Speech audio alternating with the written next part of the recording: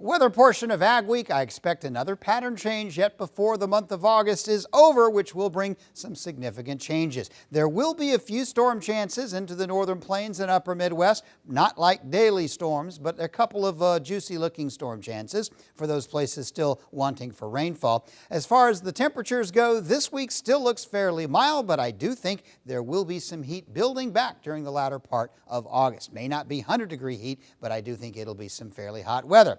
As far as the jet stream goes and the temperature patterns go this week, it's still fairly warm throughout the Rocky Mountains, even up into the Canadian Rockies. But with this dip in the jet stream, most of the Midwest and the East is still enjoying fairly mild summertime temperatures. Over the course of the week, temperatures will flip back and forth, but a big wave coming down around midweek is going to drop through the upper Midwest and send some changes to the jet stream pattern. And as that happens, we're going to start to see the heat beginning to kind of get reinforced and getting a little stronger in the western states. It's not really going to move en masse into the upper Midwest or the northern Great Plains except on the western periphery, but I do think it'll be pretty hot again out over the Rocky Mountain states, and we'll have to keep an eye on where that heat ends up going. As far as precipitation goes this week, going to start off with scattered storms down in the Gulf Coast area.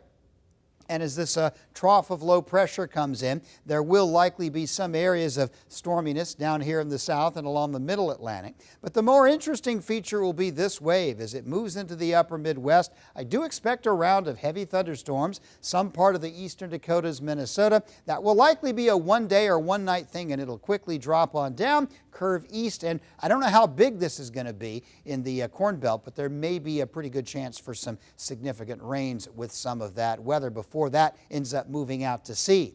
That's the second week. We're talking August 20th to 26th, back to school. Interesting time of year. There will be some stormy weather we'll have to keep our eye on, and there will eventually be some rain coming into the west. And out of that, there's going to eventually be some heat building back into the northern plains. I don't know exactly how hot it's going to be. Forecasting temperatures week and a half out is always difficult. Don't know if this will be 90s and 100s. Probably not. Most likely upper 80s to 90s. But I do think there'll be some hot weather in the Great Plains and warming back up again throughout the central part of the Midwest. So it's not like summer's come to a close.